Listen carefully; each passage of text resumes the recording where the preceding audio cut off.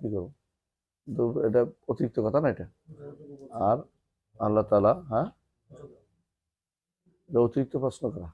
আল্লাহ তাআলা তিনি রাখছেন, রাসূলের হাদিস দ্বারা প্রমাণিত হয়েছে, মিনাল্লাহিল বালাগ ওয়া মিনাল্লাহি আল ওয়াহি ওয়া মিনাল রাসূল আল বালাগ ওয়া আলাইনা আত তাসলিম ওয়া আলাইনা আত তাসলিম। আমাদের উপর দায়িত্ব হচ্ছে সেটা মেনে নেয়া, আমাদের উপর কর্তব্য সেটা মেনে নেয়া। সুতরাং আল্লাহ তাআলা আরশের উপর, এটা এত হাদিস বাদ দিয়ে যারা এর অন্য কোনটা বলবে তারা সম্পূর্ণ জাহান্নামী, কোনো সমস্যা, তারা পাক্কা জাহান্নামী। কথা বুঝাতে পারছি? এত কোরআন এবং হাদিসের ভাষ্য বাদ দিয়ে সব তাবিল করবে কি জন্য? দিক হয়ে গেল। আরে দিক তো বেটা সৃষ্ট নিচের অংশ দিক হয়। যেখানে আল্লাহ আছেন সেখানে দিক ধরতে গেছেন, কিন্তু তবে এটা উপরে কোনো সন্দেহ নাই, তিনি সৃষ্ট দিকের বাইরে তিনি। ইমাম তাহাবিও সেটা বলেছেন। কি বলেছেন? হ্যাঁ, ইমাম তাহাবি কি বলেছেন?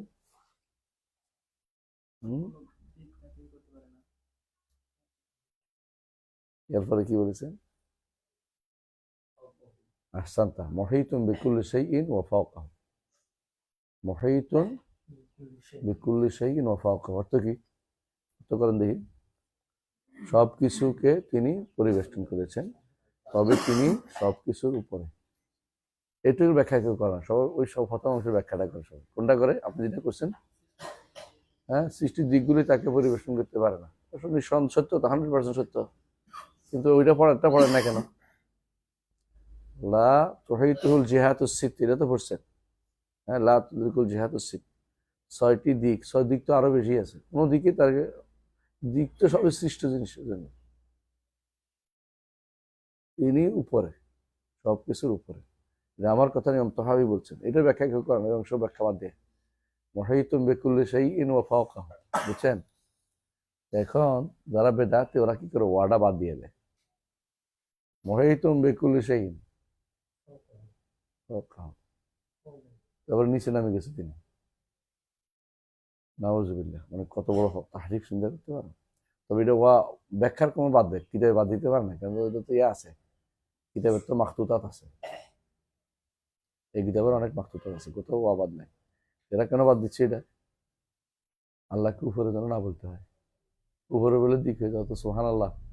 আল্লাহ উপরে থাকা, এটা হচ্ছে আল্লাহর উপরে থাকা হচ্ছে আল্লাহ সব রবের গুণ। আবু হানিফা রাহমাতুল্লাহ নিজে বলছেন, ওয়ালাইসাল আসফালু মিন ওয়াসফির রুবুবিয়্যাতি বিশাই, নিচে থাকা রুবুবিয়্যতের কোনো গুণ হইতে পারে না, রবের কোনো গুণ হইতে পারে না নিচে থাকা। রব হচ্ছেন উপরে থাকবেন। হ্যাঁ, এরপরে দলিল দিচ্ছেন তিনি নিজেই, আর রহমানু আলাল আরশ ইস্তাওয়া, রহমান আরশের উপর উঠেছেন।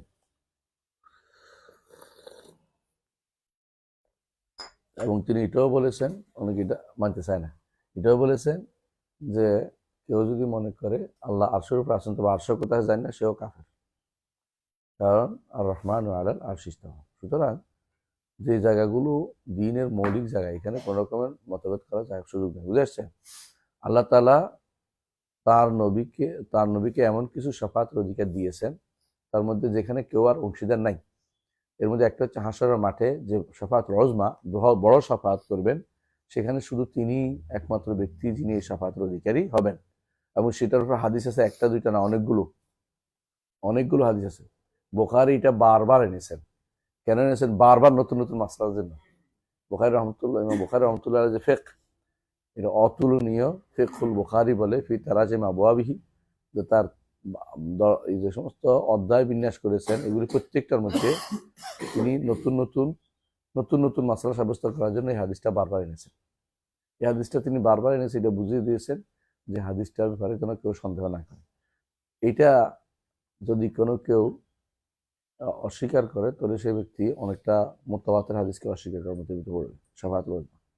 আর সেখানে আল্লাহ তাআলাকে আযহাবু আখারু তাহতাল আরশি সাজিদান, আমি আরশের নিচে সিজদা করে যাব।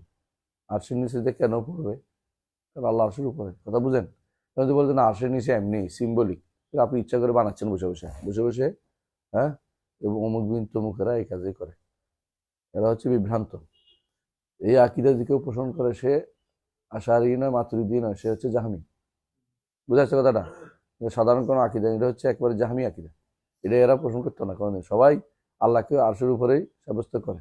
ইমাম কুরতুবী রহমতুল্লাহ তিনি বলতেছেন যে আল্লাহ উপরে সাব্যস্ত করা এটা কোনোদিনই মতভেদপূর্ণ জিনিস ছিল না, এটা জাহামিয়ারা সব মতভেদপূর্ণ বানাইছে, পরবর্তীতে করছে। এবং কুরতুবী রহমতুল্লাহ তিনি আশারি হইয়াও স্বীকার করছে এটা। দেখবেন আপনারা দেখবেন কোন কোন সূরা তাফসীর দেখবেন, সূরা বাকারা, সুম্মা ইস্তাওয়া ইলাস সামা ফাসাওয়াহুন্না সাবআ সামাওয়াতিন ওয়া বিকুল্লি শাইইন আলিম। এই আয়াতের তাফসীরে তিনি উল্লেখ করেন যে আল্লাহ তাআলা উপরে থাকার বিষয়টি কোনোদিন কোনো সালাফ অস্বীকার করেন নাই। এটা শুধু তারাই অস্বীকার করে যারা আল্লাহ তাআলার জন্য দিক মানতে চায় না, এরা পরবর্তীতে এটা করছে। উনি নিজে স্বীকার করছেন আশারি হয়েও, সুতরাং আমাদের কিছু বলার নেই যে সালাফরা এটা কোনোদিন অস্বীকার করতেন না। এই জন্য যুগে যুগে এটা উপর রাদ্দে আল জাহমিয়া বই লিখছে, আলাদা একটা দুইটা নয়, এটা অনেকগুলো বই লিখছে। তাহলে প্রথম সুপারিশ হচ্ছে শাফাআতুল উজমা।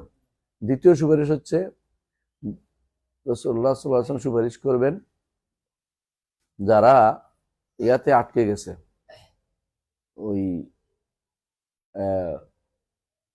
হাসরের ইয়া কি বলে ফুলসেরাতে আটকে গেছে। এখানে বলবেন, রসুল বলবেন আল্লাহুম্মা সাল্লিম সাল্লিম, রসুল আল্লাহুম্মা সাল্লিম সাল্লিম। এটা রাসূলুল্লাহ সাল্লাল্লাহু আলাইহি ওয়াসাল্লামের সুপারিশ, দ্বিতীয় সুপারিশ। 3 নম্বর সুপারিশ হচ্ছে যাদের ন্যাক এবং বদ সমান হয়ে গেছে, ন্যাক এবং বদ সমান হয়ে গেছে, বুঝছেন তো? কারা ওরা? আরাফে যারা আছে তাদের সুপারিশ করবেন জান্নাতে প্রবেশ করার জন্য। আর এক কওম আছে যাদেরকে জাহান্নামের জন্য ডাকতে বলা হয়েছে, তুমি জাহান্নামের জন্য পড়তে যাচ্ছে, পড়বে না, এটা হাসরের মাঠের, এটা হলো ইয়ার ফুলসিরাতের কথা বলছি। দুইটাই সমান সমান হইলেও পার হবে, আর জাহান্নামে যাওয়ার হুকুম হয়েছে কিন্তু পড়ায় নাই, রাসূল সুপারিশ করে তাদেরকে জাহান্নামে যেতে বাধা দিবে। এগুলো সাল্লিম সাল্লিমের অর্থ, এটা দলিল, এটা হাদিসে আছে এটা। 4 নম্বর হচ্ছে যারা জান্নাতে যাবে তাদের মর্যাদা বৃদ্ধির জন্য সুপারিশ করবে। হ্যাঁ, এই ক্ষেত্রে মুতাজিলারা একমত যে মর্যাদা বৃদ্ধি হবে। মুতাজিলারা কেউ কবিরা গুনাহগারের জন্য সুপারিশ মানে না। হ্যাঁ, নব্বী মুতাজিলা চিনেন? নব্বী মুতাজিলা চিনেন? ডাক্তার মতিয়াররা নব্বী মুতাজিলা, আর তার সেরা চামুন্ডারা যেটা আছে এরাও নব্বী মুতাজিলা। তারপরে হচ্ছে 5 নম্বর সুপারিশ হচ্ছে বিনা হিসাবে কিছু লোক জান্নাতে প্রবেশ করার জন্য, বিনা হিসাবে কিছু লোক জান্নাতে প্রবেশ করবে। 6 নম্বর হচ্ছে একজনের জন্য রাসূলের সুপারিশ, সেটা হচ্ছে আবু তালেবের জন্য একটা সুপারিশ আলাদা। 7 নম্বর হচ্ছে যে জান্নাতে প্রবেশের জন্য সবার জন্য জান্নাতের দরজা খটখট করে তিনি সর্বপ্রথম দরজা খোলার জন্য অনুমতি দিবেন, মানে আউয়ালু শাফিঈন ফিল জান্নাহ, জান্নাতে ঢোকার ব্যাপারে তিনি প্রথম সুপারিশ করবেন, হাদিসে আছে, যেমন মুসলিমের হাদিস। এটা 7 নম্বর। 8 নম্বর হচ্ছে উম্মতের কবিরা গুনাহগারীদের জন্য, এটার জন্য এর মধ্যে সবাই আছে, এর মধ্যে সবাই শরীক, এর মধ্যে কি সবাই শরীক। আর ওই যে আগের গুলো তো সবাই শরীক, এটা ছাড়া, আবু তালেবেরটা ছাড়া। শাফাআতুল উজমা এটা রসুলের জন্য খাস, জান্নাতে প্রবেশের বিষয়টা রসুলের জন্য খাস, বুঝছেন তো? এই দুইটা রসুলের জন্য খাস। আবু তালেবের সুপারিশটা খাস, কিন্তু এই সুপারিশ কাজ হবে না। আল্লাহ তাআলা হারামাল জান্নাত আলাল কাফিরিন, কুফর করবে, শিরিক করবে, নেফাক থাকবে, তাকে জান্নাতে যাওয়ার কোনো সুযোগ থাকবে না। কোনো সুপারিশ তার একজন ব্যক্তির জন্য সুপারিশ শুধু হবে, কিন্তু এটা তার তাখফিফ হবে, কিন্তু মাফ হবে না, তাকফির হবে। তিনি ব্যতীত আর কারোর জন্য কোনো সুপারিশ তিনি করবেন না। আর বাকিগুলিতে ইমানদাররাও শরিক আছে, এগুলো ইমানদাররাও শরিক আছে, বুঝছেন? আচ্ছা, তাহলে সুপারিশের বিষয়টা হক, আর বাকি রইল এরপরে ওয়াজনুল আমালি বিল মিজানে ইয়াউমাল কিয়ামাতি হক, মিজানে আমলগুলো ওজন করা হবে। এটা কি মানে? সুপারিশ মানে না কারা? মুতাজিলারা যেমনিভাবে সুপারিশ মানে না, তেমনিভাবে এরা ওজনও মানে না, মিজান অস্বীকার করে। তারা বলে যে আল্লাহ কেন এটা করতে যাবেন? তিনি কি বাক্কাল না পাউয়াল?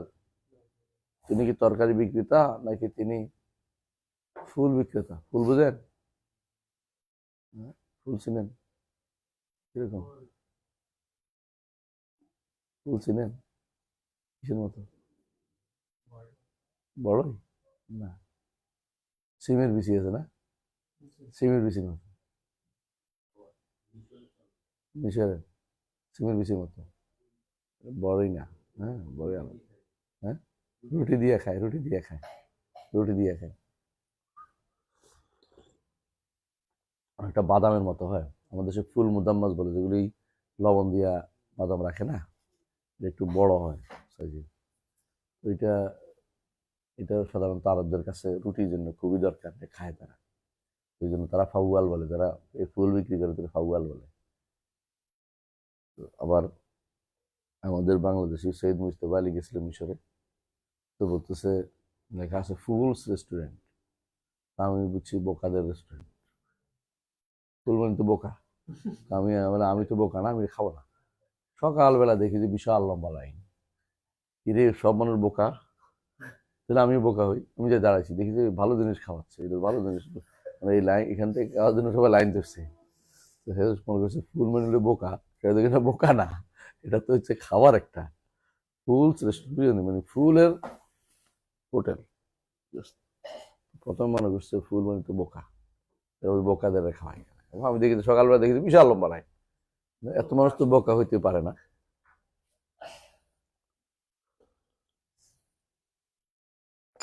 মিশরীরা কোনো কিছু পছন্দ হলে বলে যে ফুল, মানে ফুলের মতো, বুঝো না? তোরা যেমন একেবারে কিছু পছন্দ হলে বিরিয়ানি, একেবারে বিরিয়ানি খাইছি জানো, বিরিয়ানি মজা করে। হ্যাঁ, আরবরা বিরিয়ানি, এটা বুরিয়ানি, দোষ নেই। ভালো জিনিস মানুষ বেশি স্মরণ করে না, ইলিশ মাছের কথা। হম, এরকম আর কি। এলা স্বভাব। তাহলে শোনো, ইমানকে মিজানকে অস্বীকার করে তারা তারা এবং তারা বলে যে কেন মিজান করতে, এটা একটা অতিরিক্ত খাবার, আর এটা ওজন করবে কি করে?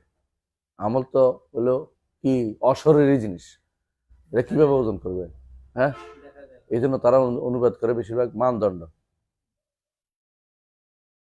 মানদণ্ড, হ্যাঁ, যাতে করে ওজন মিজান না আসে কথাটা। হ্যাঁ, মিজানের পাল্লার কথা না আসে, অথচ রাসূলুল্লাহ হাদিসে স্পষ্ট পাল্লার কথা আছে। এক পাল্লায় আমল নামা দিবে, এক পাল্লায় আমল করবে, এক পাল্লা, হাদিসে আছে না, এক পাল্লা এটা, এক পাল্লা এটা দিবে, পাল্লার কথা উল্লেখ করা হয়েছে। এবং কি হ্যাঁ, কিফা বলা আছে, কিফা। হ্যাঁ, তো সুতরাং এরা ব্যারামিটার, মেরামিটার, থেরামিটার গুলো কাজ হবে না, মানদণ্ড গুলো কাজ হবে না। হ্যাঁ, মানদণ্ড যদি বুঝে, যদি কোনো মিজান বুঝে, তাহলে বলেন তারিফ আল্লাহ বলেন, স্পষ্ট যেটা শব্দ আসছে এটাই বলেন। সন্দেহজনক কোনো শব্দ ব্যবহার করবেন না, কারণ যেমন রায়না ব্যবহার করতে নিষেধ করেছেন, তেমনি আখরাতের কোনো মাসালাতে এই সন্দেহজনক শব্দ ব্যবহার করতে পারবেন না, শব্দ স্পষ্ট থাকতে হবে।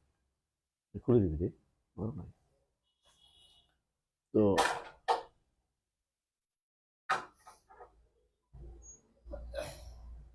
ঠিক আছে, তাহলে আহ, মিজান হক, ওজন কি কি হবে? ওজন তিন জিনিস ওজন হবে, আমলকারী আর আমল, আর আমল নামা, আমলকারী, আমল নামা, তিনটে ওজন হবে। তিনটার পক্ষে দলিল কি? কোরআন কারীমে আল্লাহ তাআলা বলছেন যে ফামান সাকুলাত মাওয়াজিনুহু ফাউলাইকা হুমুল মুফলিহুন, তাই না? ফামান উতিয়া কিতাবাহু বিয়ামিনিহি, তাই না? তো কোরআন কারীমে আল্লাহ তাআলা আমল নামার কথাই বলছেন, আমল ওজন হবে। এই প্রমাণ হচ্ছে হাদিস, সুবহানাল্লাহ বিহামদিহি তামলাউল মিজান, তাই না? আবার কি বলছে? মিজান পূর্ণ করে দেয়, এবং বলছে যে আল্লাহর কাছে সাকিলাতান ফিল মিজান, তাহলে এইটা আমলটাও ওজন হচ্ছে, বুঝলেন? আর আমলকারী তার ওজন হবে, দলিল হচ্ছে ইবনে মাসউদ রাদিয়াল্লাহু হাদিস, যে তিনি একদিন আর এক গাছে উঠছে, মেসওয়াক কাটতে, রসুল পা চিকন দেখে সাহাবা একরাম হেসে দিলেন। রসুল কি বললেন? এগুলি এগুলি মিজানের মধ্যে অনেক পাল্লা, অনেক ভারী। এটা বোঝা গেল যে এগুলি অনেক ভারী, মানে আসলে ব্যক্তি ওজন করা হবে, ব্যক্তির আমল নামা ওজন করা হবে, এবং ব্যক্তির আমল ওজন করা হবে, তিন জিনিস ওজন হবে। সুতরাং নিয়ম, এই জন্য মাওয়াজিন বলা হচ্ছে, বুঝলেন তো? অনেক ধরনের ওজন হবে। ওয়াজনুল আমাল বিল মিজান ইয়াউমুল কিয়ামাতি হক, এটা অবশ্যই সত্য। এত কোটি কোটি কোটি কোটি মানুষের ওজন কিভাবে হবে? আল্লাহ তো সারিওর হিসাব, দ্রুত হিসাব নেবেন। আপনার কিভাবে এটা আপনি কল্পনা করতে পারবেন না। একই সাথে তিনি কথা বলেন সবার সাথে। হ্যাঁ, হাসর দিন আলোতে কথা বলবেন, যাদের নেককারদের সাথে কথা বলবেন, সবার সাথে তিনি কথা বলবেন। কেমনি করবেন ধরন তো আমাদের স্পষ্ট না, কারণ অবশ্যই কথা বলবেন কিভাবে, কিন্তু এমনভাবে কথা বলবেন প্রত্যেকে তার কথা বুঝে। লাইসা বাইনা ও বাইনা তুরজমান, অনুবাদক লাগবে না, হাদিসে আসে তিনি কথা বলবেন, কিন্তু তার কথা বলার ধরন আমাদের জানি না। এবং কথা বলবেন নিঃসন্দেহে, কোন ভাষায় কথা বলবেন আমার দরকার নেই, কথা বলবেন। হ্যাঁ, কেউ যদি বলে আরবি ভাষায়, এটারও প্রমাণ নাই, অন্য ভাষায় এটারও কোনো প্রমাণ নেই। তবে সাধারণভাবে আরবিতে বোঝা যাচ্ছে, রাসূলুল্লাহ আরবিতে বলছে, সাধারণ কথা হচ্ছে আরবিতে হওয়ার সম্ভাবনা বেশি, কিন্তু এটাকে নির্ধারণ করে বলা কঠিন। তারপরে আল্লাহ তো বলছে কাফেরদের কথা বলবেন না, ধমক দিবেন। ইমতাজুল ইয়াউমা আইয়ুহাল মুজরিমুন আলাম আহাদিলাইকুম ইয়া বানি আদম আল্লাহ তা'বুদুশ শাইতান ইন্নাহু লাকুম আদুউউম মুবিন ওয়া আনি'বুদুনি হাযা সিরাতুল মুস্তাকিম। এভাবে আল্লাহ তাআলা ধমকাবেন তাদের সাথে যে কথাটা, কিন্তু ঈমানদারদের সাথে তিনি বিলোপ কথা বলবেন। অত্যন্ত যে কথাগুলি বলবেন ঈমানদারদের অন্তর যেন উড়ে না যায়, অন্তর যেন প্রশান্তি আসে, সেরকম কথা তিনি বলবেন। কোরআনে কারিমে আল্লাহ তাআলা বলছেন লা ইউকাল্লিমুহুল্লাহু ইয়াওমাল কিয়ামাতি ওয়া লা ইউযাক্কিহিম ওয়া লাহুম আযাবুন আলীম। তাদের সাথে আল্লাহ কথা বলবেন না। আবার কোরআনে কারিমে অন্য জায়গাতে বলছে তাদেরকে ধমকমূলক কথা বলবেন। এবং হাদিসে আছে কেউ যদি অপরাধ করে তার সাথে কথা বলবেন না। যতদিন অপরাধের মধ্যে থাকে ততদিন কথা বলবেন। যখন আল্লাহ তাআলা অপরাধ শেষ হয়ে যখন জান্নাতে যাবে তখন তো আল্লাহ সবার সাথে কথা বলবেন, কিন্তু অপরাধের শাস্তিমূলক প্রথম তার সাথে কথা বলবেন না। কথা বুঝেন কিনা? এর অর্থ এটা, যে ব্যক্তি হাদিসে আছে যে ব্যক্তি এইটা করবে সে পান করবে না। এটা কোন পান করবে না? যতদিন জান্নাতে ঢুকবে না। জান্নাতে কোনো কিছু কেউ বাধা থাকবে না। জান্নাতে ঢুকলে কারো কোনো আফসোসও থাকবে না। জান্নাতে ঢুকবার আগে আফসোস করবে মানুষ। কি আফসোস করবে? দুনিয়াতে কেন বেশি আমল করলাম না, কেন এটা করলাম না, এবং বলবে যে আফসোস ইয়াউমুত তাগাবুন, ঠকে আছে ঠকে আছে। কিন্তু জান্নাতে ঢুকার পরে কারো কোনো আফসোস আর নাই, এটা তার শেষ। এমনকি একে অপরের প্রতি ঈর্ষাও চলে যাবে। শুধু ঈর্ষা হবে, দেখবে এই ঈর্ষা হচ্ছে আনন্দিত হওয়া। গিবতা দুই রকম, একটা হচ্ছে নষ্ট হওয়ার গিবতা, একটা হলো আনন্দ হওয়ার গিবতা, গিবতা বলে। তো রাসূলুল্লাহ সাল্লাল্লাহু আলাইহি ওয়াসাল্লাম বলেছেন যে যারা আল্লাহর জন্য একে অপরকে ভালোবাসবে তাদের ইয়াগবিতুহুমুল আম্বিয়া ও শুহাদা, নবী এবং শহীদরাও তাদেরকে দেখে গিবতা করবে। এই শর্ত হচ্ছে আনন্দ অনুভব করবে যে মাশাআল্লাহ তারা কত উপরে উঠছে। আপনি যখন আপনার ছেলেকে বড় জায়গায় দেখেন আপনি খুশি হন। নবী এবং শহীদরাও তাদের অনুসারীদের মধ্যে কেউ মিম্বরের নূরের মিম্বরের উপর দেখবে এবং তাদেরকে অনেক মর্যাদার জায়গায় দেখবে, তখন তারাও খুশি হবে যে আমাদের অনুসারীরা তারাও এত মর্যাদাপূর্ণ জায়গায় আছে। কেন? তারা একে একে অপরকে আল্লাহর জন্য ভালোবেসে তাই একে অপরকে আল্লাহর জন্য ভালোবেসে। এই এই গিবতা কোনো ঈর্ষা না, হিংসা না। এই গিবতা হিংসা না, এই ঈর্ষা হিংসা না। বুঝা যাচ্ছে কথাটা? এটা হলো আনন্দিত হওয়ার জায়গা। তাহলে আমরা দেখতে পাচ্ছি কি ওজন হবে, ওজন হবে। হ্যাঁ, ওয়াজনুল আমালি বিল মিজান ইয়াউমাল কিয়ামাতি হক, এটা বিশ্বাস করতে হবে। ওয়া হাউদুন নবী সাল্লাল্লাহু আলাইহি সাল্লাম হক, নবী সাল্লাল্লাহু আলাইহি সাল্লামের হক। হাউদ হক। হাউদ অর্থ কি? স্রোতস্বিনী, তাই না? হাউদ অর্থ হলো পুকুর। হাউদ অর্থ হলো পুকুর।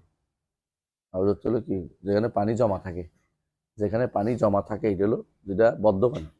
আর কাউসার হচ্ছে ক্যানেল, বুঝছেন তো? বড় ক্যানেল থেকে কোথাও পানি নিয়ে রাখলে এটা একটা হাউস। যেমন আমার দেশে মাছ ধরার জন্য একটা থাকে, অনেকে রাখে, তো এরকম হাউস। এই হাউস কত বড় হবে? বিভিন্ন বর্ণ আসছে। আমার কত ইয়াতে হাদিস সৈয়াদি বিশ্বকোষ পড়ছেন কেউ? হ্যাঁ, জামেউল কামের দ্বিতীয় খণ্ড পড়েন, ওখানে আল্লাহ উল্লেখ আছে বিস্তারিত এবং তৎবিক দেওয়া হয়েছে। কোনো এইখানকার ওইখানকার যে বিভিন্ন রকমের রাসূলুল্লাহ সাল্লাল্লাহু আলাইহি ওয়াসাল্লাম উদাহরণ দিয়েছেন, দেখবেন যে ঘুরে ফিরে সমান। সমান বোঝানোর জন্য জায়গাটা তিনি এখান থেকে ওখানে বলছেন, কোথাও এখান থেকে ওখানে বলেছেন বারবার। কারণ উদ্দেশ্য হচ্ছে এটা বোঝানো যে এত লম্বা হবে, এত প্রশস্ত হবে, প্রশস্ত হবে। তো এইটাও হক। কোনটা? যে রাসূলুল্লাহ সাল্লাল্লাহু আলাইহি ওয়াসাল্লামের হাউস হক। হাউস কোথায় হবে?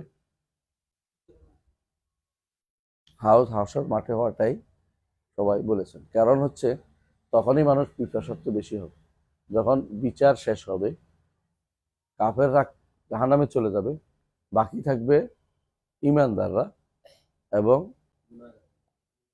এবং বেদাতিরাও থাকবে। ইমানদার কিন্তু বেদাতি, অর্থাৎ তারা কি 72 ফেরকার লোক, সোজা কথা, বুঝছেন তো? 72 ফেরকার লোক, 72 ফেরকার বাইরের লোক না।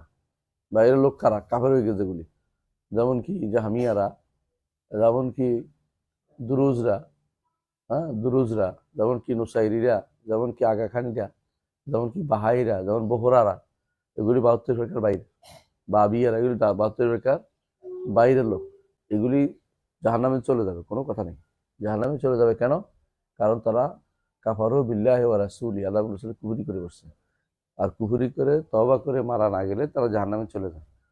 তো এই জন্য চিরস্থায়ী জাহান্নামী হয়ে যাবে এরা, কেউ ঘুমাবেন না। তাহলে যে 72 ফেরকার ভিতরে যারা আছে এরা তো বাকি আছে, এরা তো এখন পর্যন্ত তাদের জাহান্নামে পড়ে যায় নাই। হাসরের মাঠে তখন পানির দরকার হবে, কবর থেকে পিপাসার থেকে উঠছেন, বিশাল লম্বা সময় দাঁড়িয়েছিলেন, পানি পান নাই। তো যারা জাহান্নামে যাওয়ার তো চলে গেছে, বাকি যারা আছে এদের মধ্যে পানি পান করতে পারবে কেউ, আর কেউ পানি পান করতে পারবে না। কঠিন অবস্থা। বেদাত করলে পানি পান করতে পারবেন না। এই জন্য বেদাত করা থেকে দূরে থাকতে হবে। কারণ হাউদ কাউসার হাউদ থেকে পানি পান করা দরকার। আমাদের নবীর যেমন হাউদ আছে, সকল নবীরই তেমনি হাউদ আছে। আমাদের নবীর হাউদ আছে, সকল নবীরই তেমনি কি আছে? হাউদ আছে। হাউদ প্রত্যেক নবীরই হবে। এই জন্য রাসূলুল্লাহ সাল্লাল্লাহু আলাইহি ওয়াসাল্লাম তাড়িয়ে দিবেন, হাউস থেকে কিছু লোক থেকে তাড়িয়ে দিবেন। এটা রসুল বলবেন যে আমার উম্মতের জন্য, অন্যরা আসতে পারবে না। আর কিছু লোককে হাউসে ঢুকতে কাছে আসতে দেওয়া হবে না। রসুল বলবেন যে এরা তো আমারই সাথী, অর্থাৎ আমার উম্মত বোঝানোর উদ্দেশ্য। কিন্তু তারা বলো যে আপনি জানেন না তারা আপনার পরে কি নতুন করে আবিষ্কার করেছে। ইন্নাকা লা তাদরি মা আহদাসু বা'দা। তো রসুল গায়েব জানে? রসুল গায়েব জানে না, বুঝে আসছে কথাটা? এবং রাসূলুল্লাহ সাল্লাল্লাহু আলাইহি ওয়াসাল্লাম তিনিও বেদাতীদেরকে সেদিন পানি পান করাবেন না। হ্যাঁ, এতেকাদি আমল তো কুফুরি চলে যায় কখনো কখনো। এতেকাদি আমলের মধ্যে দুই রকম আছে। কোনো কোনো এতেকাদি যদি কুফুরি হয়ে যায় তাও 73 ফেরকা চলে গেছে, বাইরে চলে গেছে। 72 ফেরকা বাইরে চলে গেলে এ তো কাফের জাহান্নামে চলে গেছে, কোনো কিছু করতে পারার সুযোগ নেই। যদি 72 ফেরকার ভিতরে থাকে তাহলে রাসূলুল্লাহ সাল্লাল্লাহু আলাইহি ওয়াসাল্লাম তাহলে সে হাসরের মাঠে তো জাহান্নামে যাচ্ছে না। কথা বুঝেন কিনা? তার শাস্তি কোথায় হবে? এর পরে যাইয়া পড়ে যাবে কোথায়? হ্যাঁ, পড়ে যাবে, নিচে পড়ে যাবে। বলছে না তার হওয়ার সময় পড়ে যাবে সবাই। তো শাস্তি তার এখানে হয়ে শুরু হয়ে যাবে। যদি গুনাহ হয়, কবিরা গুনাহগারীর জন্য রাসূলুল্লাহ সাল্লাল্লাহু আলাইহি ওয়াসাল্লাম কি করবেন বলছে? সুপারিশ করবেন। বেদাতির জন্য সুপারিশ করার বিষয়টা আসে নাই, কিন্তু বেদাত শাস্তি ভোগ করতে হবে। কঠিন বেদাতের জন্য করা যাবে না কোনোভাবেই। কিন্তু বেদাতিদের কবিরা গুনাহ অন্তর্ভুক্ত বলেন তাহলে সুপারিশ পাবে। বেদাত যদি আলাদা বেশি শাস্তির কথা বলেন, যেহেতু অন্য হাদিসে বেশি শাস্তির কথা বলা হয়েছে, তাহলে এটা ভয়াবহ, আরো বড় ভয়াবহ। এবং ছোট শিরিক, অধিকাংশ আলেমের নিকট ছোট শিরিক বড় কুফুরের অন্তর্ভুক্ত, ছোট শিরিকটা বড় কুফুরের অন্তর্ভুক্ত। এবং এটা খুব ভয়াবহ। যদি এটাই যদি ধরা হয় তাহলে মনে হয় এটা বন্ধ করে দিয়ে ফ্যান দেবে, আওয়াজ আসছে। তো হালকা করে দেন, এটা হালকা করে দিন। ইয়া নাই কোনো রেগুলেটর নেই। আচ্ছা, বন্ধ করতে লাগবে না, বন্ধ করতে আমার শব্দ হইতে থাকবে।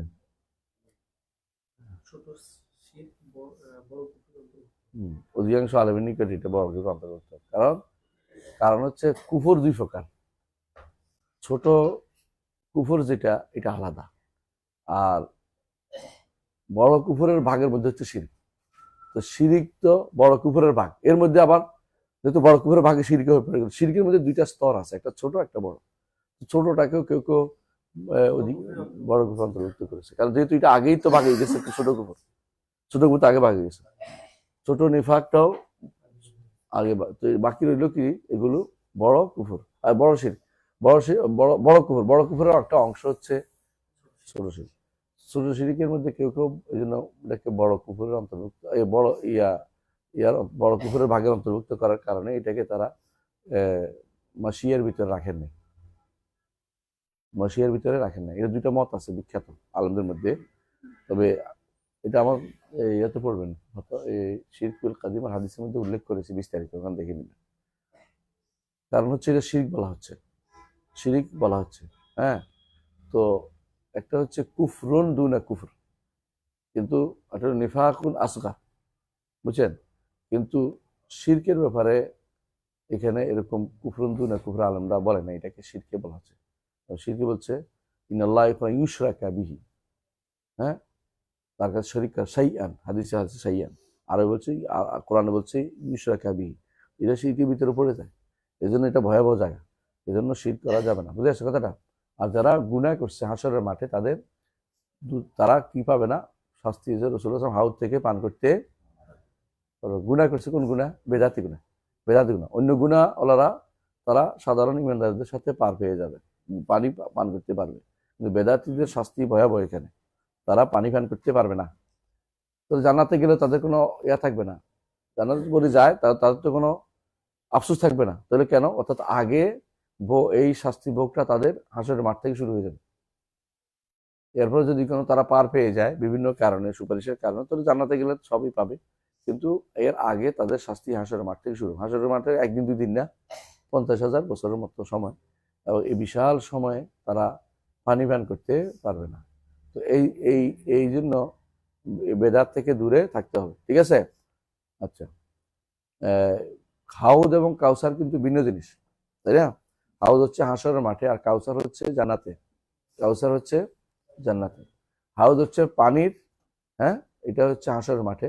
আর কাউসারের থেকে প্রবাহিত হবে চারটা আনহার, চারটা আনহাফি আনহারুম মিন মাইন গাইরে আসেন, পানির একটা, আনহারুম মিন খামারিন লাজ্জাতিল লিশারিবিন, আর হচ্ছে আনহারুম মিন আসালিম মুসাফফা, আনহারুম মিন আসালিম মুসাফফা, আর একটা হচ্ছে আনহারুম মিন লাবানিন লাম ইয়াতাগাইয়ার তা'আমুহু। কোরআনে কারিমে চারটার কথা বলা হয়েছে। তো চারটা নহর থাকবে, এটা হলো জান্নাতের ভিতরে। যে যেমনি পারে ইউফাজ্জিরুনাহা তাফজিরা, যেভাবে চাই এইভাবে সেটাকে কি করবে? ঘুরাইতে পারবে, এটাকে সেভাবে ঘুরে নিতে পারবে। বলবে আমার বাড়ির সামনে দিয়ে যাও, সামনে দিয়ে যাবে, আমার দোস্তের বাড়ি দিয়ে আসো, যেটা দিকে যাবে, বুঝছেন? যেমনি ইচ্ছে এমনি নিতে পারবেন। কিন্তু জান্নাতে যেতে হবে, তো আগেটা ঠিক রাখতে হবে। কেমন? বেদাত করা যাবে না, শিরক করা যাবে না। বর্তমান মতবাদগুলি সবই বেদাত। মতবাদগুলি কিছু আছে কুফরি, কমিউনিস্ট ইজম কুফরি, সোশ্যালিজম কুফরি, তারপরে ন্যাশনালিজম কুফরি, তারপরে ডেমোক্রেসি কুফরি, সেকুলারিজম কুফরি। কথা বুঝতে আসছে? এগুলো সবগুলি আমাদের চায়ের মূলনীতি কুফুরির উপর প্রতিষ্ঠিত বাংলাদেশ, বুঝতে আসছে? চায়ের মূলনীতির উপর কুফুরির উপর প্রতিষ্ঠিত বাংলাদেশ। এগুলি বহুত্ববাদের কথা জানি না, কি আগে পড়ে দেখতে হবে কি লিখছি এর ভিতরে। তাহলে আমার ইসলামের সাথে এটা মিলে না, যে সকল মতবাদ যদি মেনে নেন ইসলাম মানে ইসলাম হয়। আল্লাহ কি বলছে? ওয়ালা তালবিসুল হাক্কা বিল বাতিল, হক এবং বাতিলকে একসাথে করে ফেলো না। তাহলে কেন হবে? ওয়াতাকতুমুল হাক্কা, এতে করে কি হবে? হক গোপন হয়ে যায়। যদি কেন বলে এটা একটা ফল, এই জন্য ওয়া বললে সবসময় মুগায়াত হয় না, আমরা ওই দিন পড়াইছিলাম না, অর্থাৎ বিরোধী হয় না। অর্থাৎ ওয়ালা তালবিসুল হাক্কা বিল বাতিল, এই আয়াতের তাফসীর করেছে ইমাম ইবনে জারীর তাবারী রাহমাতুল্লাহ আলাইহি, যে কাতাদা রাহিমাহুল্লাহ, কাতাদা ইবনে দিআমা আস-সাদুসি রাহমাতুল্লাহ আলাইহি তাবেঈ, তিনি বলছেন যে আই লা তালবিসুল ইসলাম বিল আদিয়াল উখরা, লা তাখলুতুল ইসলাম বিল আদিয়াল, ইসলাম চেয়ে অন্য কোনো দিন একসাথে হতে পারবে না। বহুত্ববাদ কোনোদিন ইসলামের সাথে সম্পৃক্ত হইতে পারে না। বহুত্ববাদ অন্যগুলো একসাথে হইতে পারে। আল ইসলামু মিল্লা ওয়াল কুফর কুল্লু মিল্লা ওয়াহিদা, ইসলাম একটি মিল্লা, আর সমস্ত কুফর আলাদা মিল্লা। ইসলামের সাথে অন্য কোনো মিল্লাতকে একসাথে করা যাবে না। আমি জানি না বৌদ্ধবাদের ব্যাখ্যাটা যদি এরকম যদি করে থাকে, তাহলে এটা অবশ্যই আরো বড় কুফরি। কারণ আপনি যদি মনে করেন যে বেবিচারও চলবে, হ্যাঁ, ইসলামও চলবে, তো কেমন হইল? আপনি মদ খাওয়া চলবে, ইসলামও চলবে, কেমন চলবে? আপনি যদি মনে করেন যে হ্যাঁ, আল্লাহকে অস্বীকারীও চললো, আল্লাহকে মানে যে সেও চললো, কেমন হইলো? দুটো একসাথে হইতে পারে না। হ্যাঁ, আমরা বলি যে একই দেশে থাকে, এটা আলাদা কথা, কাউকে আমরা আক্রমণ করি না, দেশে আসে, এটা আলাদা। তাকে দাওয়াত দিতে হবে, দাওয়াতের মধ্যে রাখতে হবে, তাকে না নিলে তার হক সে পাবে, এটা আলাদা মাসলা। কিন্তু এটা তো আপনার রাষ্ট্রীয় নীতি হইতে পারে না। যদি বলেন যে মানুষ আসে বলেই নীতি আলাদা করবেন, তাহলে আপনার কি করতে হবে? মানুষ যে ভোট পায় আপনাদের তথাকথিত গণতন্ত্রের ভোটে, হ্যাঁ, 49 পাইলে কি ফেল, 51 পাইলে পাস, 49-এর কি অপরাধ? 49-এর তো একই। ওটারই একই, ওদের অধিকার কই? এই বলে হে তো তখন তার কান্নাকাটি করেন না। তো 49-এর অধিকার আছে তাদেরকেও আমরা, তাহলে আমরা হিসাব করে দেখবো যে আমরা এতদিন চালাবো, 49 এতদিন চালাই দিব, তাই না?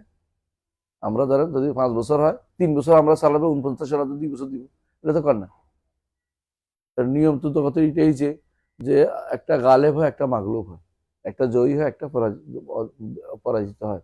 যারা নীতিতে, যাদের নীতি স্পষ্ট, তাদেরকে, তাদের নীতিটা বেশি স্পষ্ট, তাদেরকে মানুষ, তাদেরটাই মানুষ মেনে নিতে হয়। কিন্তু ইসলামের উপরে আপনি আর কিছু কিভাবে একসাথে করে দিতে পারেন? হইতে পারেন? এটা কোনোদিন আপনি যদি বলে করেন যে এরাও তো আছে, হ্যাঁ এরা আছে, এদেরকে আমরা মেরে ফেলতেছি না, তাই বলে আপনি ওদের দ্বারা আপনার ওদের সচিব নিয়োগ দেওয়া ইসলামে জায়েজ নেই। কাফেরদেরকে মন্ত্রিত্ব দেওয়া জায়েজ নেই, তাদেরকে সংসদে বসানো জায়েজ নেই, তাদেরকে এই পরামর্শ সভায় থাকা জায়েজ নেই। তাদের তাদের জন্য তাদের পক্ষ থেকে কোন লোক থাকবে নিম্ন কক্ষে, তাদের পরামর্শ নিতে পারে। উচ্চ কক্ষে তাদের কোনো প্রতিনিধি ইসলাম অনুমোদন করবে না কোনোদিনই, কেমন পর্যন্ত। কিন্তু আপনি তো সব জায়েজ, হ্যাঁ নারী নারী জায়েজ করে ফেলেছেন, তো নারী তো না জায়েজ। নারী কোনো সংসদে যেতে পারে না ইসলামে, সংসদে হইতে পারে না, বুঝেন না কথাটা? নারী বাইরের কোনো, যে জনগণের সাথে ঘেঁষাঘেঁষি জায়গা আছে, এই জায়গায় নারীদের কোনো এন্ট্রেন্স নাই ইসলামে, কোনোদিন ছিল না, ভবিষ্যতেও থাকবে না। যদি কেউ দিতে চায়, সে নিজে ইসলাম থেকে দেয় নাই, সেটা গণতন্ত্র থেকে দিছে। ডেমোক্রেসি থেকে দিলে এটা ইসলামকে অবমাননা করা হয়, এটা অবৈধ কাজ হয়, এটা কোনোদিন বৈধ হয় না, কথা বুঝেন? সুতরাং যেটা বলছি, হাউদুল নবী সাল্লাহ আসলাম, নবী সাল্লাহ আসলামের হাউদ হক, হাউদ থেকে কিছু মানুষকে দূরে তাড়িয়ে দেওয়া হবে। এরা কারা? বেদাতি। বেদাতিদের মধ্যে যারা আমলি বেদাতি আছে, আকীদাগত বেদাতি, সব আকীদাগত মধ্যে যারা কাফের হয়ে গেছে, এরা কিন্তু আগেই জাহান্নামে চলে গেছে। এরা পানি পাওয়ার প্রশ্নই আসে না। পানি ওখানে যেয়ে কি করবে? তারা সেখানে পিপাসার্থ থাকবে, চিৎকার করবে। কোরআনে কারিমে আল্লাহ তাআলা বলেছেন যে তাদের কি করা হবে? ইউসকাউনা মিন, এটা ইমানদার, এটা ইমানদারের কথা। মাইন হামিম, সকু মা আন হামিমান ফাকাত্তা আমারাহুম, পিপাসায় তারা চিৎকার করতে থাকবে, তাদেরকে গরম পানি তাদেরকে ঢেলে দেওয়া হবে, আর তাদের অন্তরের নাড়িভুড়ি সব কেটে তখন টুকরা টুকরা হয়ে যাবে। বুঝছেন তো? জাহান্নামে গেলে আর কিছু পাওয়ার আশা করার কোনো সুযোগ নাই। এই জন্য সকু মান হামিমান ফাকাত্তা আমারাহুম, বুঝে আসছে? এই জন্য জাহান্নামে যাওয়ার কাছ থেকে দূরে থাকতে হবে। কোনোভাবেই যেন এমন কোনো বেদাত না করে বসেন যা ইমানটাকে নষ্ট করে ফেলবে। খেয়াল করেন তো, আপনার জন্য নিরাপদ কোনটা? নিরাপদ হচ্ছে যে যারা জান্নাতে যাওয়ার জন্য, হ্যাঁ, যারা জান্নাতে যাওয়ার জন্য আল্লাহর পক্ষ থেকে ওয়াদা পেয়েছেন, তাদের পথ অনুসরণ করা, সালাফদের পথ অনুসরণ করা। বুঝে যাচ্ছে? যাদের কাছে কোনোদিনই দিক নিয়ে ঝগড়া ছিল না, আল্লাহর গুণ নিয়ে তাদের মধ্যে কোনো মাথা ব্যথা ছিল না, আল্লাহ তাআলাকে তারা মনে করতেন আল্লাহ তাআলার হাত আছে না নাই? আছে। তারা মনে করতে আল্লাহ তাআলার হাত আছে, এবং একটা দুইটা না, এবং আল্লাহ তাআলা, তারা বলছেন যে হাসরের দিন আল্লাহ তাআলা হাতের উপর রাখবেন কি? আঙ্গুল উপর রাখবেন, বুখারী হাদিস। আঙ্গুল উপর রাখবেন এক আঙ্গুল রাখবেন পৃথিবী, তাই না? তারপর রাখবেন গাছপালা, পাহাড় পর্বত, এগুলো আঙ্গুল উপর রাখবেন, এবং তিনি ঝাঁকাবেন এবং বলবেন আনাল মালিক আইনা মুলুক দুনিয়া, আমি রাজা, দুনিয়ার রাজারা কোথায়? এটা যে বলবেন, রাসূলুল্লাহ সাল্লাল্লাহু আলাইহি ওয়াসাল্লাম এটা শোনার পরে বলছেন যে তিনি হাসছেন তাসদীকান। সাহাবী বলতেছে, ইবনে আব্দুল্লাহ ইবনে মাসউদ, তিনি এটাকে সত্যায়ন করে হাসছেন। আর আপনি বলেন যে তিনি আশ্চর্য হয়েছেন, এটা কি বলে? এটার জন্য না, হাদিসে বলা হয়েছে তাসদীকান, রাসূলুল্লাহ সাল্লাল্লাহু আলাইহি ওয়াসাল্লাম এইটা সত্যায়ন করে হাসছেন। আর আপনি এটা স্বীকার করতে পারতেছেন না কেন? আঙ্গুল হলে তো কি হয়ে যায়? সাদৃশ্য হয় না, শুধু আঙ্গুল হলে তো দেহ হইয়া যায়। এক একজনে বলে, যতজনে এটা বলবে সবগুলি বিভ্রান্ত। যারা বলবে যে দেহ হইয়া যায়, হ্যাঁ, কি হয়ে যায়? জিসিম। হ্যাঁ, আর একটা কেউ বলে কি সাবি, তসবি হয়ে যায়। আর কেউ কি বলে? হ্যাঁ, তাগায়ুর হয়ে যায়। কেউ বলে কি, হ্যাঁ, আরো আছে, কেউ বলে কি যে, হ্যাঁ, হাদেস হইয়া যায়, এইগুলি সবগুলি হচ্ছে বিভ্রান্তদের কথা। তার এগুলি কিছু হয়ে যায় না। আল্লাহ রসুল বলেছেন, আল্লাহ রসুল বললে কিছু হয় না। হ্যাঁ, এগুলো যে ব্যবস্থা এইভাবে উচ্চারণ করতে হবে। এইগুলি নাম, এগুলি নিচে দেওয়া যাবে না। আল্লাহ রসুল জিসিম কোথাও উল্লেখ করেন নাই, নো করেন না, হাও করেন নাই। জিসিম কোনোদিন নো করেন না, হাও করেন নাই। এটাও বলেন এগুলি সব মানুষের তৈরি। এগুলি কোনোদিন আল্লাহ আল্লাহ রসুলের কথার ভিতরে এগুলি আসে নাই, যেটা আসছে এটা বলতে হবে, এটাকে এগুলি নাম দেওয়া যাবে না। এগুলি যারা নাম দিচ্ছে তার সবগুলি ভদ্রষ্ট, নিজের পক্ষ থেকে এগুলি নাম দিয়ে এগুলি বন্ধ করে দিতে চাচ্ছে। আল্লাহ আল্লাহ রসুলের সিফাত, আল্লাহর সিফাতে অস্বীকার করার জন্য রসুল যা বলেছেন, আল্লাহ যা বলেছেন, এর বাইরে নতুন শব্দ প্রয়োগ করে কোনোদিন ব্যবহার করা যাবে না, বুঝছেন?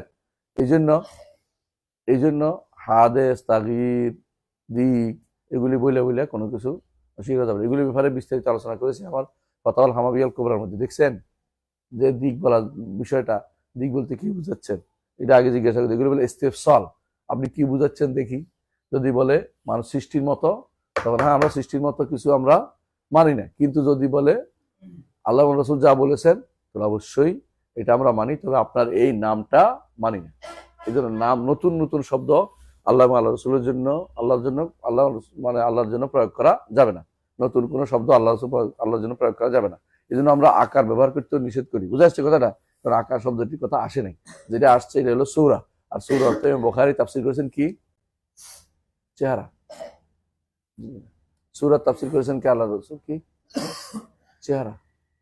সূরা আমরা দেখবো আল্লাহকে, হ্যাঁ আল্লাহকে দেখবো না, কি দেখবো? চেহারা। চেহারা। আল্লাহকে কোনো ওয়ালা ইউহিতুনা বি ইলমা, কেউ আল্লাহকে কোনোভাবেই জ্ঞানে কোনোদিন কি করতে পারবে না, পরিবেশন করতে পারবে না। দেখার যোগ দিও না, জ্ঞান দিও না, শুধু চেহারা দেখতে পাবে।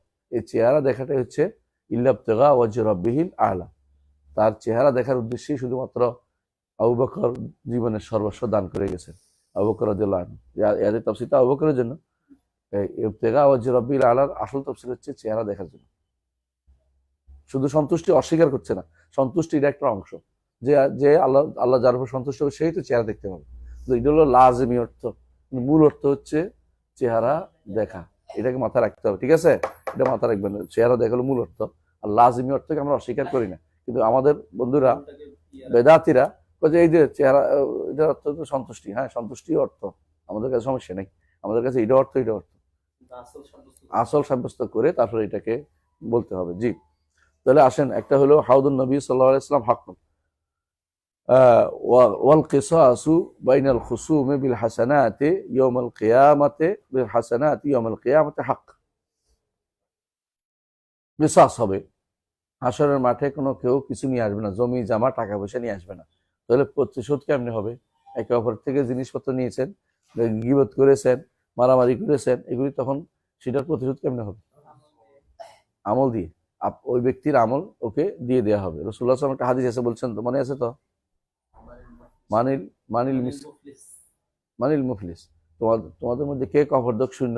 বলে তার কিছুই নেই। বলছে না, কবরদক শূন্য তো ওই ব্যক্তি, যে ব্যক্তি যার সালাত, যাকাত, সওম আমসাল জিবাল, পাহাড় পরিমাণ আমল নিয়ে আসছে, পাহাড় পরিমাণ, কিন্তু অকাদ্দারা বাহাজা, সাতা মাহাজা, আকালা মাল হাজা, এরে গালি দিছে, এরে থাপ্পড় দিছে, এরে সম্পদ খাইছে, এরা সবাই হাজিরে দেব, ভাগাভাগি করে নিব। বুঝলেন? এই জন্য মাজলুম হয়ে যদি কোনো চলে যান, মনে করেন না যে জালেম জিতে গেছে, কারণ জালেম বিপদে পড়ে গেছে। হ্যাঁ, মাজলুম হলে আপনি প্রতিবাদ করতে অধিকার আপনাকে দিয়েছে, হ্যাঁ, কিন্তু প্রতিবাদ করে যদি না পান হতাশ হবেন না।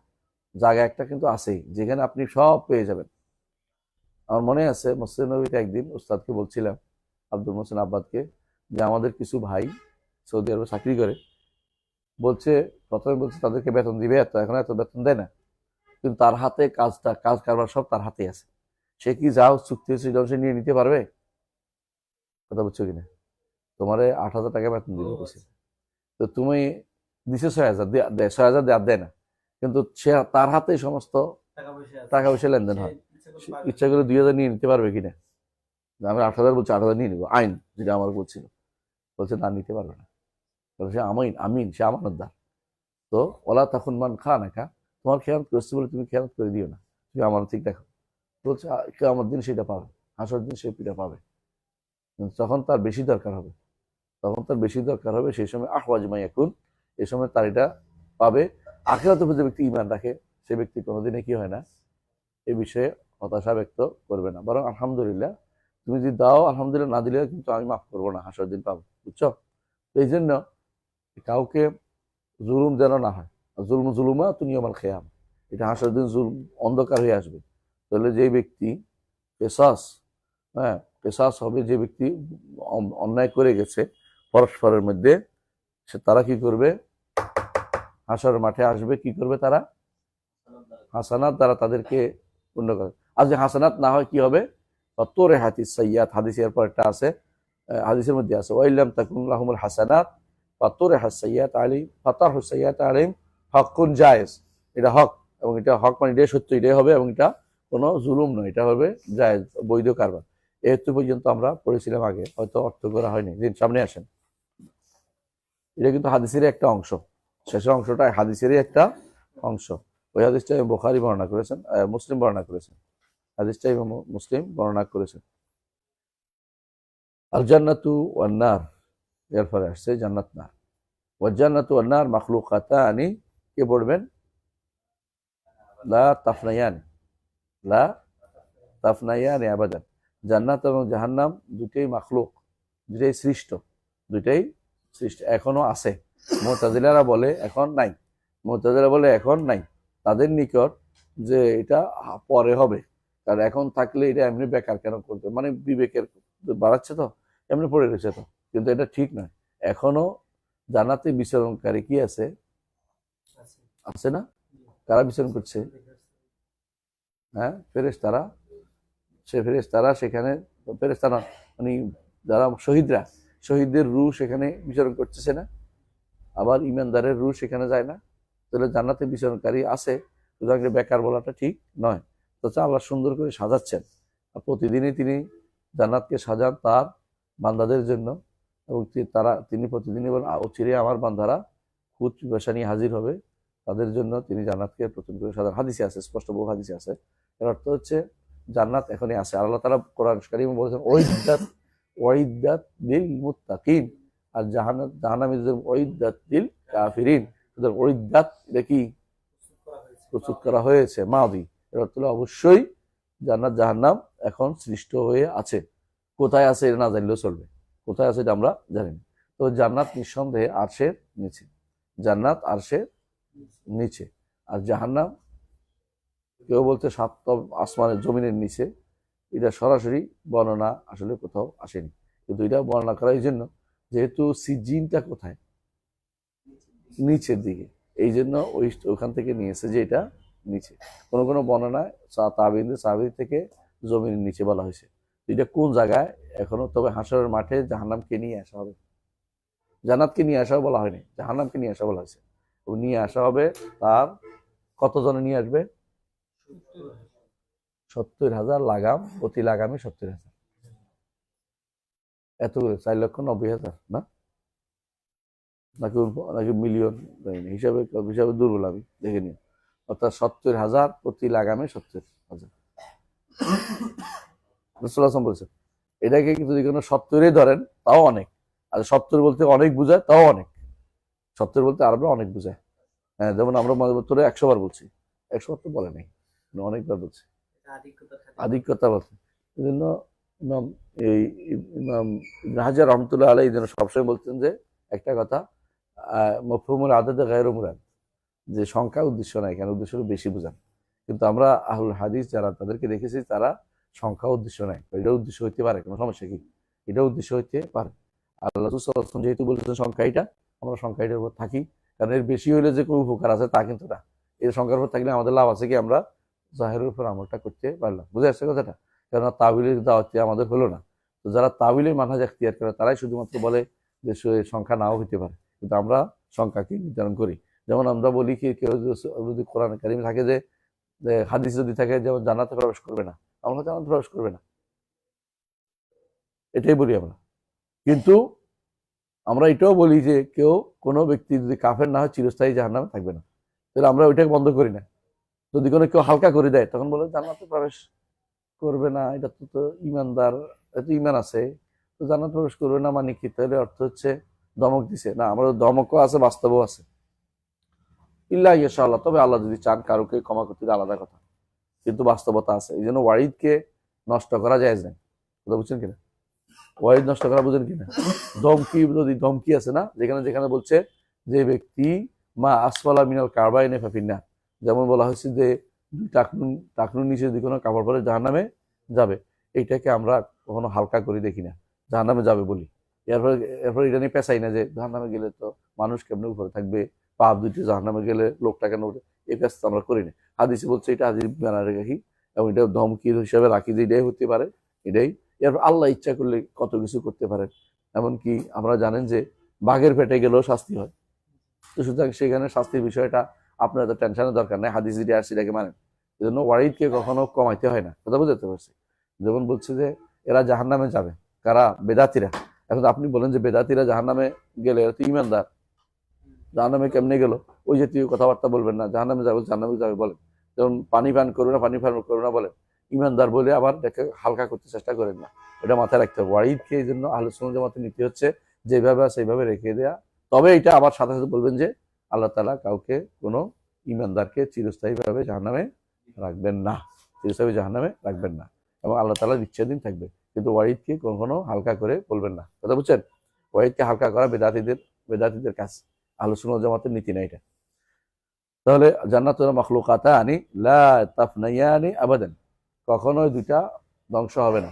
যারা বলে যে ইবনে তাইমিয়া বলছে যে নিঃশেষ হয়ে যাবে, তারা মিথ্যা কথা বলছে। ইবনে তাইমিয়া বলে নাই, ইবনে তাইমিয়া বলছে যে এই কথাটা বর্ণনা আছে, এটা বলছে এই কথাটা বর্ণনা আছে, এবং এই বর্ণনাটা সালাফদের কেউ কেউ, বিশেষ করে মুফাসসিরদের কেউ কেউ বলেছে, তবে রসুল থেকে হাদিস হিসেবে তিনি উল্লেখ করেন নাই। তিনি হচ্ছে মুফাসসিরদের কেউ কেউ বলছে, এই জন্য তিনি এটা উল্লেখ করেছেন যে এটা মুসনাদ আবদ ইবনে হুমাইদে আসছে বিভিন্ন বর্ণনাগুলিকে তিনি বলছেন শক্তিশালী বর্ণনা। বোঝা গেল কেউ কেউ মনে করতেন যে একটা সময় আসবে জাহান্নামে যারা আছে তারা নিঃশেষ হয়ে যাবে, কিন্তু জান্নাতের কথা তিনি বলেন নাই। এটা একটা বর্ণনা উল্লেখ করেছেন, কিন্তু তিনি এটা মত হিসেবে দেন নাই, কোথাও তিনি মত হিসেবে দেন নাই, কেউ দেখাতে পারবে না। ইবনুল কাইয়িমের মত ছিল, ছাত্র থেকে ওস্তাদের দিকে উল্টে চলে গেছে, নিশ্চয়ই ওস্তাদ থেকে শুনে, যারা ওস্তাদ থেকে শোনা ব্যতীত ছাত্র বহুত কিছু শুনতে পারে। আমাদের ছাত্ররা আমার থেকে শুনে আর কত মান থেকে শুনে, হ্যাঁ, ডাক্তার থেকে শুনে তো দেখে পণ্ডিত চেষ্টা করতেছে যে ডাক্তাররা, হ্যাঁ, কি বলে আকীদায় 3 মাযহাব, আকীদায় 3 মাযহাব, বুঝছেন? ফিকহের কয় মাযহাব? 4 মাযহাব, তো 7 মাযহাব। আকীদায় 3 মাযহাব, আকীদায় 3 মাযহাব যারা শুদ্ধ বলে, এটা কি ঠিক বলছে? আকীদায় 3 মাযহাব শুদ্ধ হইতে পারে? কথা বুঝেন না। আল্লাহর হাত আছে, আল্লাহর হাত নাই, হাত অর্থ কুদরত, হাত অর্থ করবো না, সব ঠিক আছে। হ্যাঁ, সব ঠিক হয়ে গেল কেমনে? বুঝলেন কথাটা? আল্লাহ আরশের উপর আছে, আরশের উপর নাই, আরশ নাই, আরশ বলতে আলেম বুঝাইছে সব ঠিক। হ্যাঁ, এটা হাসি তামাশার কথা হয়ে গেল। আগে 3 মাযহাব কেমনে হয়? খবর কখনো 3 রকম হয় না, সংবাদ শুদ্ধ একটা হয়, 3 রকম দিলে 2টা ভুল আছে, কথা বুঝছেন? আর ইমানদার যদি মনে করে যে সবই চলে, শুধু আবেগ তাড়িত কথা দিয়ে, মানুষকে বিবেকের কথা দিয়ে, বিভিন্ন রকমের আমলের কথা দিয়ে যদি কোনো কেউ পণ্ডিতি পার হয়ে যায়, তাহলে এইটা উম্মতের আলেমদের কাজ না, এটা আপোষকামিতা, এটা ইসলামের ভিতরে নাই। অবশ্যই আকীদার ব্যাপারে আপনাকে সিরিয়াস থাকতে হবে। আর আমলের ক্ষেত্রে, মাসাইলের ক্ষেত্রে আপনাকে অবশ্যই জানতে হবে এখানে মতভেদ যেহেতু আছে, সাহাবায়ে কেরামের মতভেদ হয়েছে, এই জায়গাতে আমাকে কঠোরতা অবলম্বন করা যাবে না। এখানে যেখানে সাহাবায়ে কেরামের মতভেদ হয়েছে, এখানে মতভেদের অর্থ কি? সাহাবায়ে কেরামকে তাদলিল করা। সাহাবায়ে কেরামের আকীদার মধ্যে কোনো মতভেদ ছিল না। যারা বলছে মিথ্যা কথা বলছে, মিথ্যা কথা বলছে। আকীদার মধ্যে যেগুলি তারা উত্তর দিছে, যেগুলি অনেকগুলো আছে তাদের থেকে শুদ্ধ না, মিথ্যা বর্ণনা করতেছে।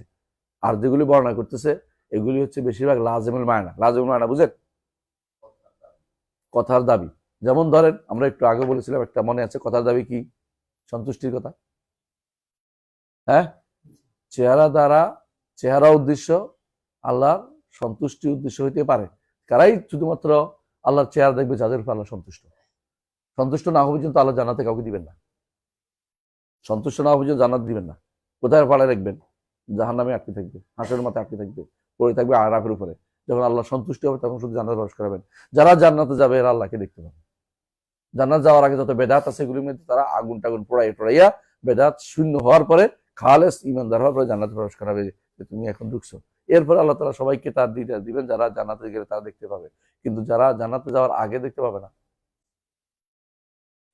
শাস্তি যারা পাবে তারা দেখতে পাবে না। তো সুতরাং যারা কাফেররা, এই জন্য কাল্লা ইন্নাহুম আন রাব্বিহিম ইয়াওমাইযিন লামাহজুবুন, কাফেররা তাদের রব থেকে মাহজুব, হেজাবে আবৃত থাকে, তারা দেখতে পাবে না, হেজাবের কারণে দেখতে পাবে না, এই নেয়ামত তারা ভোগ করতে পারবে না। জান্নাতে যারা যাবে তারাই তাদের রবকে দেখতে পাবে। হ্যাঁ, আর যারা বলে দেখার অর্থ হচ্ছে অনুভব করা, হ্যাঁ, দেখার তো অনুভব করা। কেন বলছে?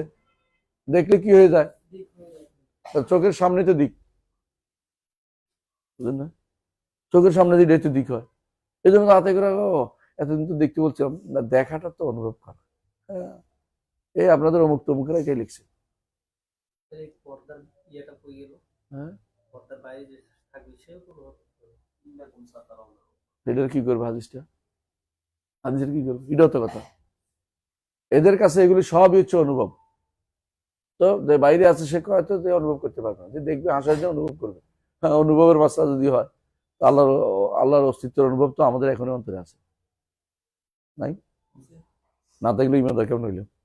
অনুভব তো এখন আমরা করি আল্লাহ তাআলা। আল্লাহ দেখার যে নেয়ামত ওরা ভোগ করতে পারবে না যারা বিশ্বাস করে না, তারা তো অনুভব করবে। তাতে এইটা যদি কোনো তার আকীদার হয়, যদি ঈমান যদি থাকে, তাহলে জান্নাতে যখন যায় আল্লাহকে দেখতে পাবে কিনা সন্দেহজনক জায়গা। এটা সে তো বিশ্বাসই করে না কোনোদিন। কিন্তু যদি এগুলি পুড়ে টুড়ে ছাই হয়ে যায় গুণাগুলো, জান্নাতে গেলে আল্লাহকে দেখতেও পারে। কারণ জান্নাতে কোনো ব্যক্তির কোনো চাহিদা কোনোদিন বন্ধ থাকবে না। তবে চাহিদা হবে কিনা এটা বড় কথা, সেটা বিমা রাখতো না, ভয়াবহ জায়গা, বুঝলেন না কথাটা? আচ্ছা দেখেন, তাহলে জাহান্নাম কোনোদিন কি হবে না? নিঃশেষ হবে না।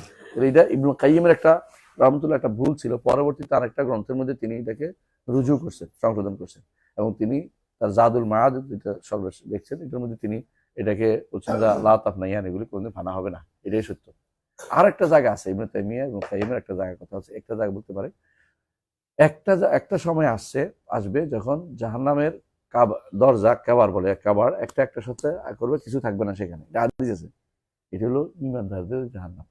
ইমানদাররা যেখানে পড়ে গেছিল, যদি ইমানদাররা বেরিয়ে চলে আসবে তখন সেখানে কেউ থাকবে না, এটা হলো হাদিস।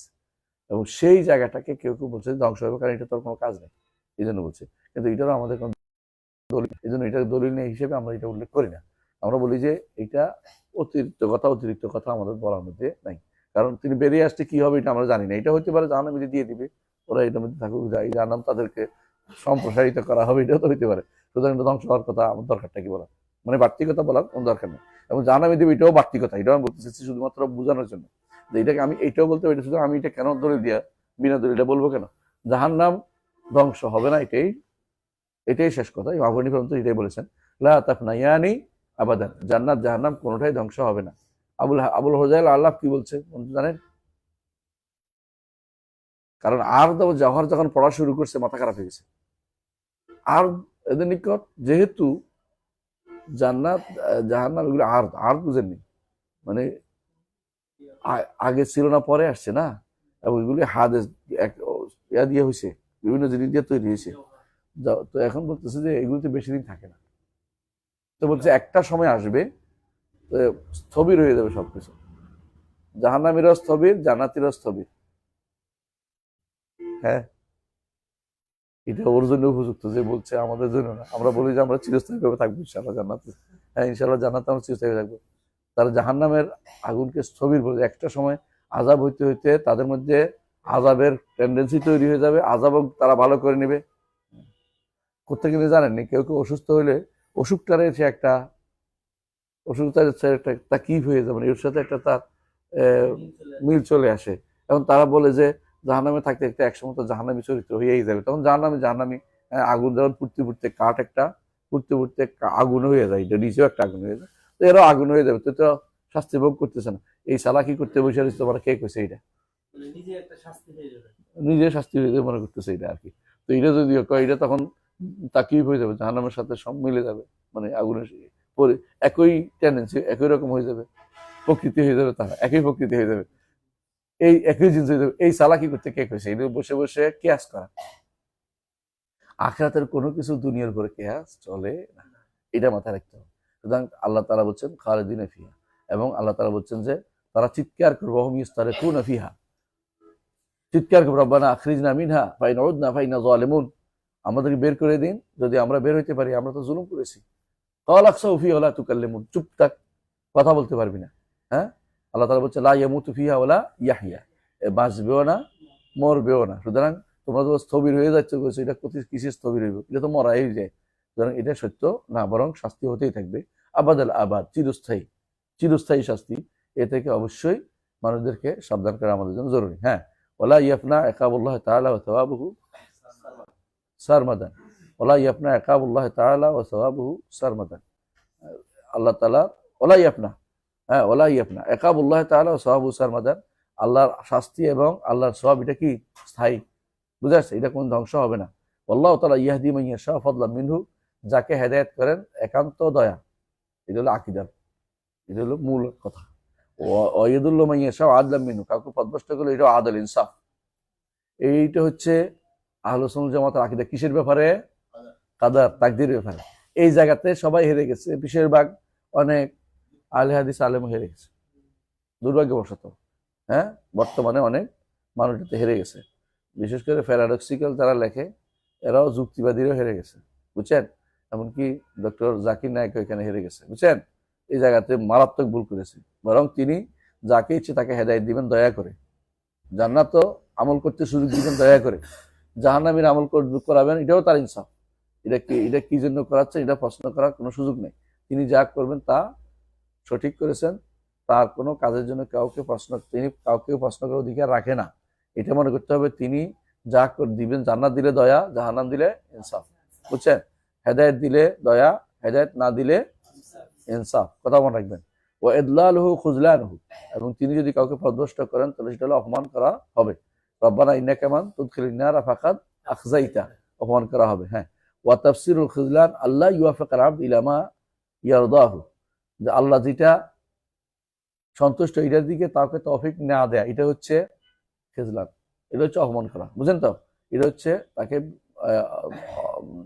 অপমান, লাঞ্ছিত করা, এটা তাকে লাঞ্ছিত করা।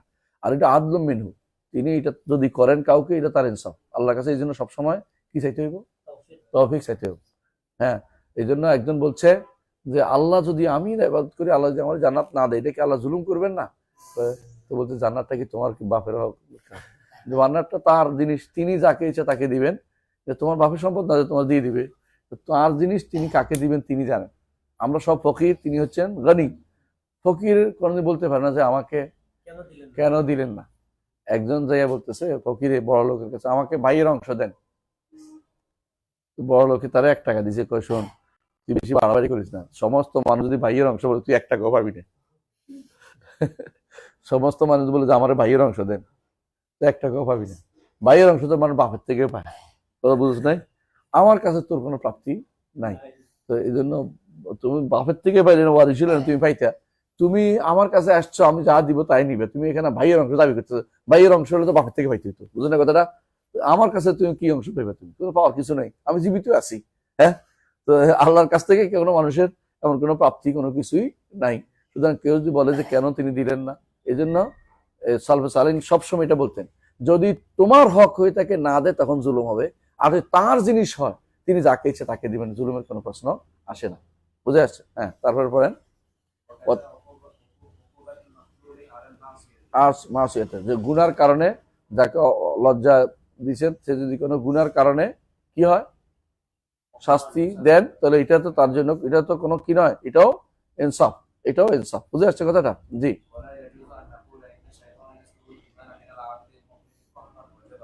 হ্যাঁ, এটা বলা যায় যে ইমানদার শয়তান জোর করে ইমানদারের এই ইমান নিয়ে গেছে, এটা বলা যাবে না। কারণ ইমানদার, হ্যাঁ এই তো, ইমানদার কি করে, ইমান নিজে পক্ষ থেকে নিয়ে, শয়তানের জন্য কাউকে জোর করে নিয়ে কাফের বানাইতে পারে না।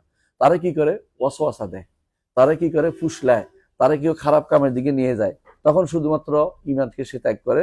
শয়তান শুধু কি করতে পারে, তাকে ওয়াসওয়াসা দিতে পারে, খারাপ কাজ দিতে পারে, কিন্তু জোর করে ইমান টেনে নিয়ে গেছে এটা বলা যাবে না। এই জন্য হাসরের মাঠে বলবে মা আনা মুসরিখিয়া ওমা আনতুম মুসরিখ, মা আনতুম মুসরিখ ওমা আনতুম মুসরিখিয়া, তোমরা আমারে বাঁচাইতে পারবে না। ইল্লা দাওয়াতুকুম লি দাওয়াতুকুম ফাস্তাজাবতুম লি, আমি তোমাদেরকে ডেকেছিলাম, আমার ডাকে তোমরা সাড়া দিছো। হ্যাঁ, আমি তোমাদেরকে কোনো সবকিছু নিয়ে যাই নাই, শয়তান সব নিতে পারতো, আমরা বাঁচতে পারতাম না। আল্লাহর খাস রহমতের শয়তান আমাদেরকে শুধু পুষ্টানোর দায়িত্ব রাখে। রাসূলুল্লাহ সাল্লাল্লাহু আলাইহি ওয়াসাল্লাম জন্য বলেছেন আলহামদুলিল্লাহিল্লাযী রাদ্দা আমরাহু ইলাল ওয়াসওয়াসা, ওই আল্লাহ শুকরিয়া আদায় করি যিনি শয়তানের কাজটাকে ওয়াসওয়াসার মধ্যে সীমাবদ্ধ রাখছেন। ইচ্ছা করে যে শয়তান জোর করে নিয়ে যাবে এই অবস্থায় রাখেন নাই। জি,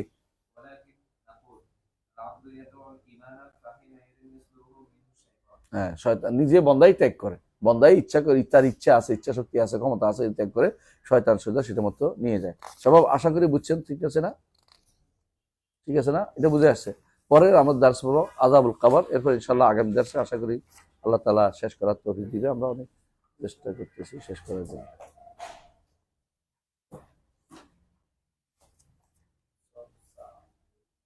ইনশাআল্লাহ আযাবুল কবর পর আশরাতুস সাআ, তাই না?